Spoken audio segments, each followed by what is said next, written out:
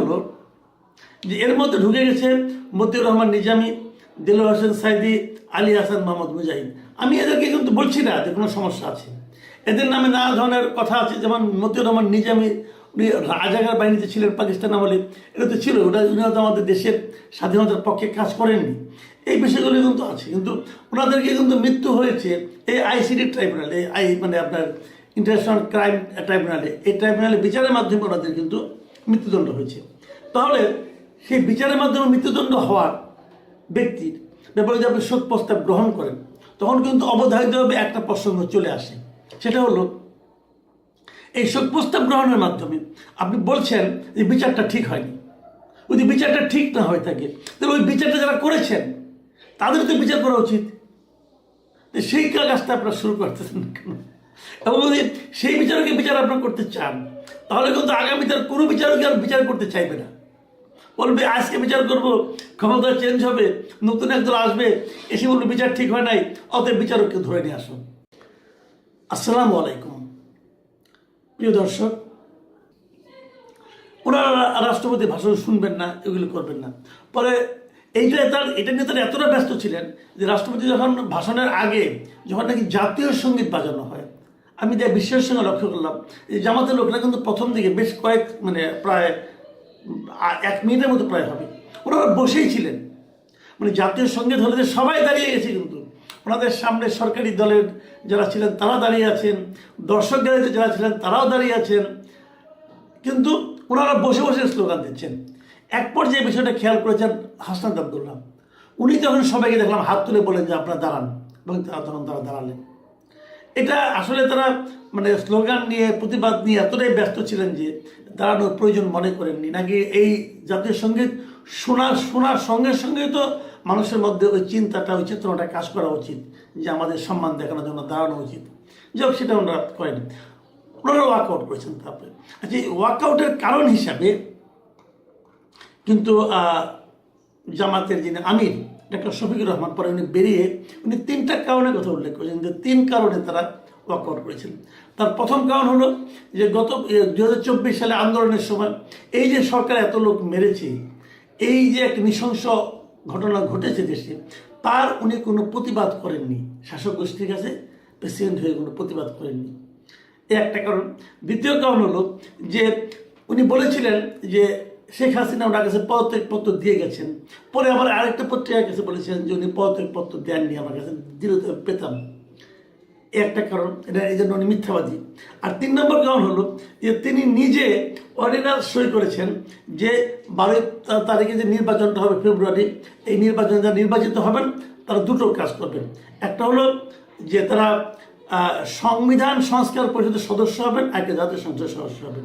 কিন্তু বিএনপি সংবিধান সংস্কার পরিষদের সদস্য হিসেবে শপথ নেয়নি, এবং রাষ্ট্রপতিও এই সংবিধান সংস্কার পরিষদের কোনো মিটিং ডাকেননি, অতএব তিনি একটা অপরাধ করেছেন। এই 3টা কারণে তারা এটা ছেড়েছেন। এটা নিয়েও নানা বিতর্ক হচ্ছে। তবে আমি একটা কথা বলি, যে কারণগুলি উনি দেখিয়েছেন সেটা হলো যে উনি যে প্রতিবাদ করেননি রাষ্ট্রপতি হয়ে, আপনি দেখান তো বাংলাদেশে এই যাবৎ কোন সরকারের রাষ্ট্রপতি সেই সরকারের কোনো অপকর্মের, সরকারের কোনো খারাপ কাজের প্রতিবাদ করেছে? করেনি। কেন করেনি? মানে তার সেই প্রতিবাদ করার তো অধিকারই নাই।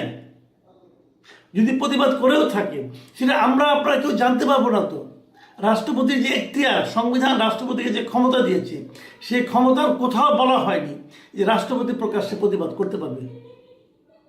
রাষ্ট্রপতি প্রতিবাদ করলে হয়তো প্রধানমন্ত্রীকে ফোন করতে পারবে, বলতে পারবে, এর বাইরে তার যাওয়ার কোনো অধিকার তো নাই। আর দ্বিতীয় যে কারণটা বলেছেন উনি, যে উনি ওই পদত্যাগপত্র পেয়েছেন কি পান নাই, এই জিনিসটা দেখেন। আমি যেটা বুঝি, আমার যেটা মনে হয়,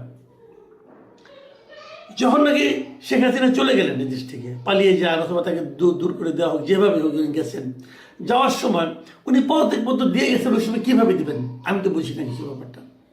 কিন্তু ওই সময় রাষ্ট্রপতিকে ওইটা বলা ছাড়া আর কি বলার উপায় ছিল? যে পরিস্থিতি ছিল, এখন যদি উনি সংসদ ভেঙে দিতে হয়, প্রধানমন্ত্রী চলে গেলেন, তাহলে তো প্রধানমন্ত্রী বলবেন যে আমি চলে যাই, পদত্যাগ করি না, আমি এখনো প্রধানমন্ত্রী। তাহলে উনি ছেড়ে চলে গেছেন, এই কথা বলার জন্য আমার ধারণা এই অন্তর্বর্তীকালীন সরকারের যারা দায়িত্বে ছিলেন অথবা যারা আন্দোলনের নেতৃত্বে ছিলেন, তারাই তাকে পরিচিত করেছেন অথবা বাধ্য করেছেন যে আপনি এটা বলেন, এটা আমি নিশ্চিত। এবং এই কারণেই উনি এটা করেছেন। এটাকে আপনি যদি অপরাধ হিসেবে ধরেন, তাহলে গত 18 মাস ওনার সঙ্গে আপনার থাকলেন কেন? তাহলে গত 18 মাস ওনার কাছে আপনারা শপথ দিলেন কেন? যদি রাষ্ট্রপতি অবৈধ হয়ে থাকে, যদি রাষ্ট্রপতি দুষ্ট হয়ে থাকে, যদি রাষ্ট্রপতি স্বৈরাচারের দোষর হয়ে থাকে, ফ্যাসিস্টের দোষর হয়ে থাকে, তাহলে ওনার কাছে যখন আপনারা 8 তারিখে, যে অগাস্টের 8 তারিখে 2024-এ যে শপথ দিলেন, তখন আপনার সমস্যা হলো না? ওনাকে দিয়ে যে অধ্যাদেশগুলো পাশ করে নিলেন, তখন আপনার সমস্যা হলো না? এই যে নির্বাচন করলেন, এই নির্বাচন তো এই রাষ্ট্রপতির আদেশে হয়েছে, তখন সমস্যা হলো না? বললেন না তখন যে এই রাষ্ট্রপতির আদেশে নির্বাচন আমরা করবো না? তখন তো সুরসুর করে নির্বাচনে গেছেন, তখন তো সুরসুর করে যে শপথ নিয়েছেন। কেন? এখন ওনার কথা, ওনার ভাষণ শুনতে আপনাদের সমস্যা কেন?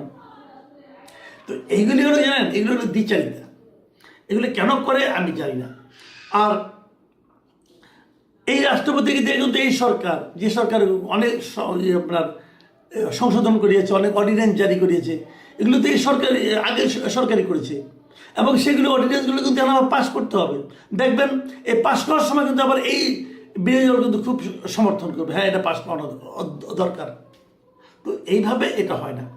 আমি যে আলোচনা দিয়ে শেষ করব, সে আলোচনা হলো শোক প্রস্তাব। অনেকগুলি শোক প্রস্তাব এসেছে, এটা হয়, এটাকে রীতি। যখন নাকি সংসদ শুরু হয়, তখন আপনার ওই এর মাঝে আগের এই সময়গুলোতে যারা যারা মারা গেছেন, বিভিন্ন জন বিশিষ্ট ব্যক্তি দেশে অথবা বিদেশে, তাদের ব্যাপারে একটা শোক প্রস্তাব নিতে হয়। এটা একটা রীতি বাংলাদেশের, এটা সব দেশে আছে, সব দেশের সংসদে এটা হয়।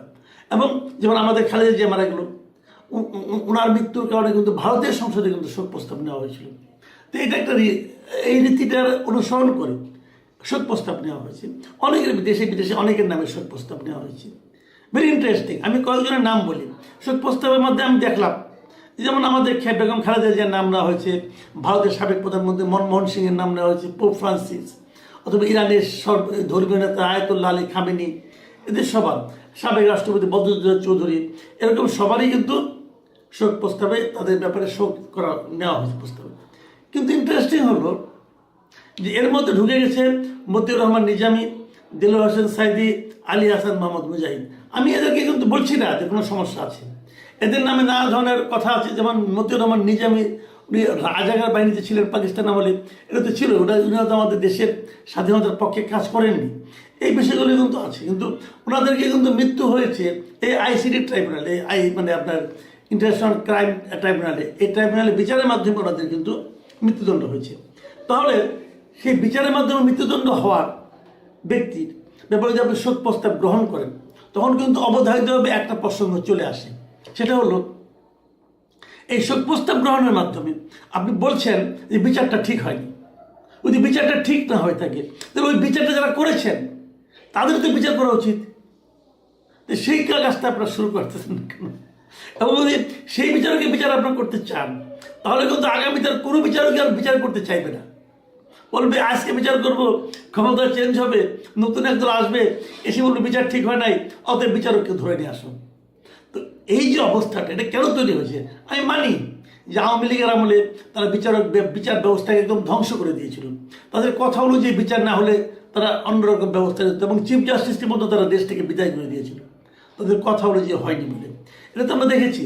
তো সেটা যদি হয়েও থাকে, বিচারক কোনো নথি স্বীকার করলো, আমার বক্তব্য সেটা। আপনার উপর চাপ আসতে পারে, কিন্তু আপনি একজন লোকের জীবন মরণের ব্যাপারে আপনি কেন নথি স্বীকার করলেন? সেগুলো আবার নতুন করে পুনর্মূল্যায়ন করা হোক, এবং এখন যারা বিচার করছেন তাদের বিচারগুলো যেন আগামীতে পুনর্মূল্যায়ন হয়, সেই প্রত্যাশা আমি রাখবো। তাহলে হচ্ছেটা কি আসলে? তাহলে সরকার পাল্টানোর সঙ্গে সঙ্গে বিচার পাল্টে যাবে? এটা তো হওয়া উচিত না। এগুলো নিয়ে আমি মনে করি যে বিচার বিভাগকে সম্পূর্ণভাবে প্রশাসনের বাইরে রাখতে হবে। প্রধানমন্ত্রী চাইবে যেভাবে সেভাবেই বিচার হবে, সেটা তো হওয়া উচিত না।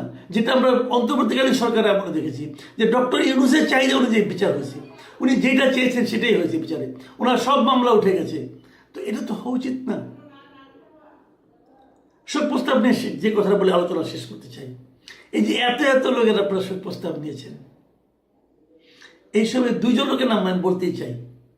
একজন হলেন মিস্টার সিরাজুল আলম খান, আমাদের স্বাধীনতা যুদ্ধের রূপকার যে কয়েকজন নাম বলা হয় তাদের মধ্যে উনি একজন ছিলেন। উনি এই সময় মারা গেছেন। ডক্টর জাফরুল্লাহ চৌধুরী, যাকে আপনারা কদিন আগে স্বাধীনতা পুরস্কার দিয়েছেন দ্বিতীয়বারের মতো, মানে এক মুরগি দুইবার জবাই করার মতো। এটা নিয়ে আবার আরেক কাহিনী, যে দেওয়ার পরে পরে তারা আবার আইন চেঞ্জ করেছে, বলেছে যে না 1 কিলোকে দ্বিতীয়বার দেওয়া যাবে। আগে যখন দিয়েছিল তখন কিন্তু জানতো না। এগুলো আনারিপনা না, যাও এই আনারিপনা মেনে নিলাম। কিন্তু আমার কথা হলো যে এই দুইটা নাম আপনারা ভুললেন কিভাবে? তার মানে হলো এটাই যে আপনারা আসলে এগুলো খুব গুছিয়ে করেননি কাজগুলো। এই শোক প্রস্তাবে কার কার নাম থাকা উচিত, কার কার নাম থাকা উচিত না, আপনারা গুছিয়ে করেননি। এটা গুছিয়ে করতে পারতেন। আপনারা তো নির্বাচিত হওয়ার পর, দায়িত্ব নেওয়ার পর প্রায় 1 মাস পরে কিন্তু আপনারা সংসদ অধিবেশনে বসেছেন। তো এই 1 মাসে গুছিয়ে নিতে পারতেন না? আপনার বিরোধী দলের কাছে বললে পারতেন যে আমরা কার কার ব্যাপারে আপনার শোক প্রস্তাব নিতে বলেন, সেই নামগুলি নিতেন, আপনার নামগুলি দিতেন, বিভিন্ন জনের কাছে নাম নিয়ে তারপরে আপনি এটা গুছিয়ে করতেন। এটা তো তাৎক্ষণিক মানে সিদ্ধান্ত নেওয়ার বিষয় নয়। আমি সরকারকে অনুরোধ করব এই সমস্ত মানে এই উল্টাপাল্টা কাজ যেগুলো হলো, যে কাজগুলোর মধ্যে ঘাটতি আছে, কেন আছে, এগুলো আইডেন্টিফাই করেন। আপনাদের দিন তো মাত্র শুরু। আগামীতে এই ধরনের ভুল যদি রিপিট করতে থাকেন না, তাহলে ইমেজ নষ্ট হয়ে যাবে। প্রিয় দর্শক, এখন এ পর্যন্তই। আল্লাহ হাফেজ।